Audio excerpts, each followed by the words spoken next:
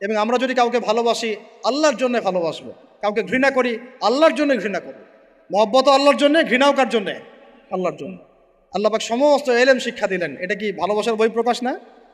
নূহ আলাইহিস সালামের কওম দীর্ঘদিন আল্লাহর কথা শোনে না, আল্লাহ পাক সবর করলেন, ধৈর্য ধরলেন, গজব দিলেন না, শেষ পর্যায়ে গিয়ে আযাব দিয়েছেন। এই যে আল্লাহ পাক সুযোগ দেন, সময় দেন, এটাকে আল্লাহ পাকের ভালোবাসা, দয়া না? এরকম প্রত্যেকটা কওমের ক্ষেত্রে হয়েছে। আমি তো ফিল করলাম এই ভালোবাসা নিয়ে ঘাটাঘাটি করতে গিয়ে যে আসলে আল্লাহ পাক যে আমাদেরকে সবচেয়ে বেশি মহব্বত করেন তার সবচেয়ে বড় নিদর্শন কি জানেন? আমাদের কাছে আল্লাহ রাব্বুল আলামিন আল কোরআনের মতো কিতাব নাজিল করেছেন, আর আমাদেরকে আল্লাহ পাক নবী মুহাম্মদ সাল্লাল্লাহু আলাইহি ওয়াসাল্লামের উম্মত বানাইছেন। আল্লাহ পাক যে নবী মুহাম্মদ সাল্লাল্লাহু আলাইহি ওয়াসাল্লামকে এই দুনিয়াতে পাঠিয়েছেন না, এটাই সবচেয়ে বড় মহব্বত, সবচেয়ে বড় রহমত। কারণ তার সুন্নতে এমন কিছু নাই যেটা আপনি খুঁজে পাবেন না। আর তিনি আমাদেরকে যে মহব্বত করতেন, মুহাম্মদ সাল্লাল্লাহু আলাইহি ওয়াসাল্লাম আমাদেরকে যে মহব্বত করতেন, তিনি আমাদেরকে বলতেন যে আমরা তার ভাই। আমরা তার কি ভাই? মানে কি মায়ের পেটের ভাই? এটা বোঝানো হয় নাই। একটা হাদিসে তিনি বলেছেন আমি তো পিতৃতুল্য। তার মানে কি সত্যি সত্যি বাবা সন্তানের সম্পর্ক? রুহানি পিতা। তিনি কি ইমাম নন? তিনি ইমাম, তিনি নেতা, তিনি আমাদের শিক্ষক, তিনি নবী।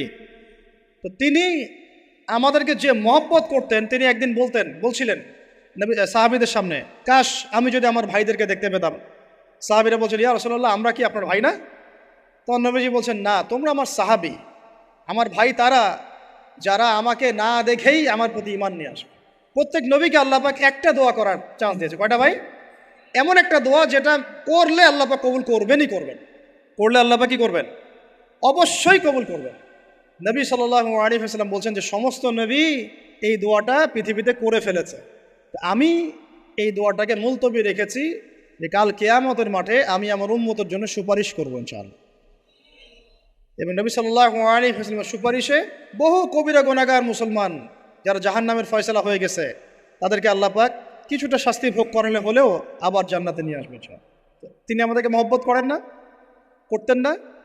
চিন্তা করেন তাহলে আমরা তার দিনকে কি মহব্বত করলাম, আমরা তার হুকুম হাকামের বিধিবিধান সুন্নতের কি মহব্বত করলাম, চিন্তা করেন। একটা হাদিসে নবীজি স্পষ্ট করে বলছেন এটা আমাদের জন্য একটা কষ্টি পাথর। এটা একটা কি কষ্টি পাথর। তিনি বলছেন লা ইউমিনু আহাদুকুম, তোমাদের মধ্যে কেউ মুমিন হইতে পারবে না। কি হইতে পারবে না? মানে প্রকৃত মুমিন হইতেই পারবে না তোমরা। এ আমার উম্মত, তোমাদের মধ্যে কেউ প্রকৃত মুমিন হইতেই পারবে না যতক্ষণ না হাত্তা আকুনা আহাব্বা ইলাইহি মিন ওয়ালিদিহি ওয়ালাদিহি ওয়ান নাসি আজমাইন, যতক্ষণ না আমি মুহাম্মদ সাল্লাল্লাহু আলাইহি ওয়াসাল্লাম তোমাদের কাছে নিজের কি সন্তান, নিজের বাবা মা এবং সমস্ত মানব জাতির থেকে বেশি প্রিয় না হচ্ছে। আর এটা আবার বলি, নবীজি বলছেন কেউ ততক্ষণ পর্যন্ত প্রকৃত মুমিন হতে পারবে না যতক্ষণ না আমি মুহাম্মদ সাল্লাল্লাহু আলাইহি ওয়াসাল্লাম তার কাছে তার সন্তান, তার পিতা, এমনকি সমস্ত মানব জাতি থেকে বেশি প্রিয় না হচ্ছে।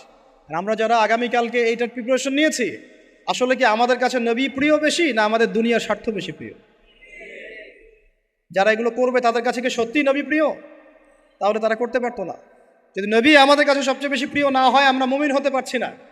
আর যাদের কাছে নবী প্রিয় তারা কখনো এমন হারাম কাজে যেতে পারবে না। যারা যাচ্ছে তারা কখনোই নবীকে ভালোবাসে না, পশ্চিমকালেও না। শোনেন ওমর রাদিয়াল্লাহু আনহুর নাম শুনেন নাই? বললে অনেক কথা ভাই, অনেক কথা, কোনটা রেখে কোনটা বলে। ওমর রাদিয়াল্লাহু আনহু একদিন এসে বলছেন খলিফাতুল মুসলিমিন, মুসলিমদের তিনি খলিফা। জান্নাতের সুসংবাদপ্রাপ্ত 10 জন সাহাবীর একজন। জান্নাতের সার্টিফিকেট পেয়েছেন পৃথিবীতে কয়জন সাহাবী? একটা হাদিসে একসাথে 10 জন। ওই 10 জনের অন্যতম একজন, যিনি এমন শাসন ব্যবস্থা পৃথিবীতে প্রতিষ্ঠা করেছিলেন যার মতো মিসাল এখন পর্যন্ত পৃথিবীতে আর দেখা যায় নাই। একটা হাদিসে আসছে যে রাস্তা দিয়ে ওমর হাঁটে ওই রাস্তা দিয়ে শয়তান হাঁটে না। কি বুঝলেন? শয়তান যদি দেখে ওই যে ওমর, ও আর ওই যাবেন ওই রাস্তার মধ্যে। এই হচ্ছে ওমর ইবনে খাত্তাব। আমার পরে কোনো নবী নাই। নবীজি বলছেন আমার পরে কোনো নবী নাই, লা নবিয়্যা বা'দি, আমার পরে কোনো নবী নাই। যদি হতো তাহলে ওমর হতো, যদি হতো তাহলে ওমর হতো। অন্য একটা হাদিসে আসছে আমার পরে কোনো নবী নাই, তবে তুমি আমার, এটা অন্য সাহাবী সম্পর্কে, আলী ইবনে আবি তালিব সম্পর্কে, তুমি আমার জীবনে তেমন মূসার জীবনে হারুন ছিল যেমন। এটা হচ্ছে আলী ইবনে আবি তালিব।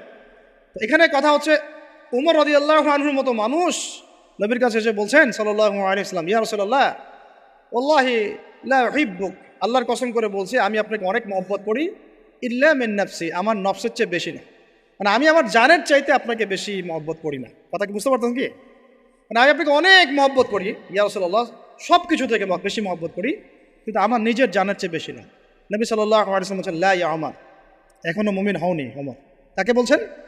কাকে বলছেন? জান্নাতের সার্টিফিকেট প্রাপ্ত একজন মানুষকে, লা ইয়া ওমর, এখনো হওনি। তখন নবী সাল্লাল্লাহু আলাইহি ওয়াসাল্লামকে তিনি একটু পরে আবার বলছেন, ইয়া রাসূলুল্লাহ ওয়াল্লাহি আলান, এখন লা হাব্বা ইলাইয়া মিন কুল্লি শাই হাত্তা মিন নাফসি, এখন থেকে আপনি আমার কাছে সবচেয়ে বেশি প্রিয় সব কিছু থেকে, এমনকি আমার নফসের থেকেও বেশি প্রিয়। তখন নবীজি বলছেন, আলান ইয়া ওমর, এখন ওমর, এখন তুমি মুমিন হলে। তাহলে